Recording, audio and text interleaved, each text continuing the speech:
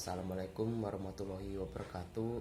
Perkenalkan, nama saya Angga Lesti Wardana dengan nomor induk mahasiswa 40123111130 dari kelas FHD mata kuliah Hukum Humaniter, selaku dosen pengampu Bapak Sintong Aryon Hutapea SMH. Di sini saya diberikan tugas mereview film A Few Good Men dan analisis pertanggungjawaban komando dari film tersebut. Film A Few Good Men tahun 1992 karya sutradara Rob Reiner merupakan salah satu film klasik yang banyak dijadikan rujukan dalam diskusi tentang etika militer, hukum, serta konsep pertanggungjawaban komando.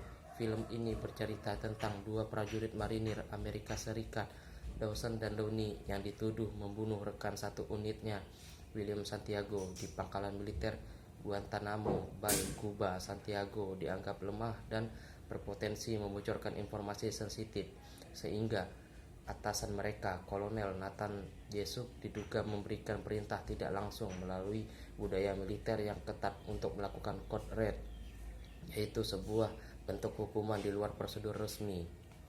Di sini muncul dilema hukum yang menjadi inti cerita. Apakah Dawson dan Downey bersalah atas kematian Santiago karena mereka yang melakukan tindakan fisik, ataukah tanggung jawab justru terletak pada atasan mereka yang menciptakan iklim kebijakan atau bahkan perintah yang mendorong tindakan tersebut.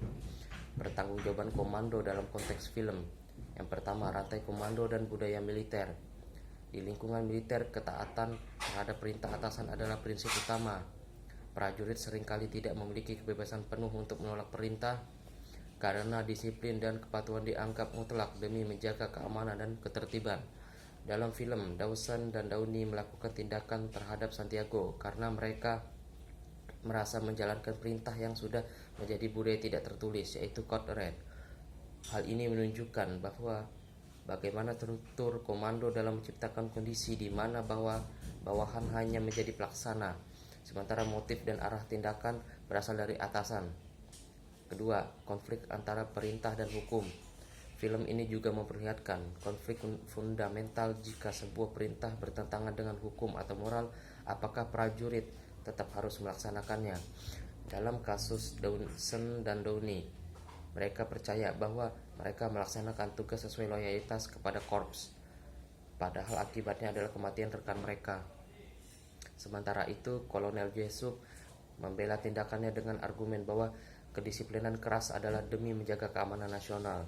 Dari sini terlihat bahwa pertanggungjawaban komando bukan hanya soal perintah langsung, tetapi juga soal menciptakan kebijakan, iklim, atau budaya yang mendorong bawahan untuk bertindak melawan hukum.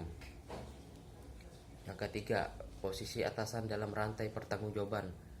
Inti dari film ini pada momen persidangan ketika Letnan Kavi, diperankan oleh Tom Cruise, menekan Kolonel Jessup di pengadilan. Jessup akhirnya secara emosional mengakui bahwa ia yang memberi perintah meski tidak tertulis. Pengakuan itu menegaskan bahwa dalam struktur militer, atasan tidak bisa bersembunyi di balik perintah yang ambigu.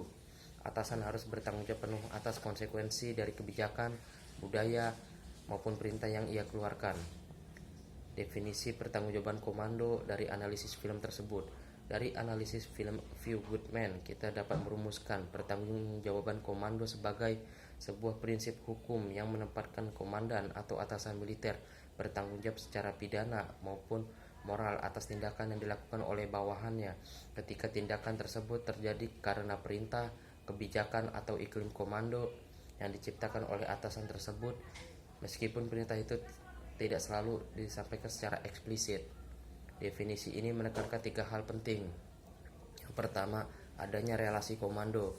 Bawahan bertindak karena terikat perintah, struktur, atau budaya yang diciptakan atasan.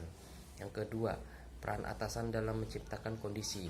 Atasan dapat bersalah bukan hanya karena memerintahkan secara langsung, tetapi juga karena lalai mencegah, membiarkan, atau bahkan mendorong terciptanya tindakan melawan hukum. Yang ketiga, konsekuensi, hukum, dan moral. Pertanggungjawaban komando melalui atau melampaui level individu bawahan yang melakukan tindakan fisik, melainkan menyasar akar penyebab yang berasal dari otoritas komando. Relevansi dalam konteks hukum dan keadilan. Film ini memberi pelajaran berharga bahwa dalam sistem komando tidak boleh dijadikan alasan untuk menghindari tanggung jawab. Seorang prajurit memang berkewajiban patuh, tetapi atasan juga harus menyadari bahwa kekuasaan komando memiliki implikasi hukum yang besar.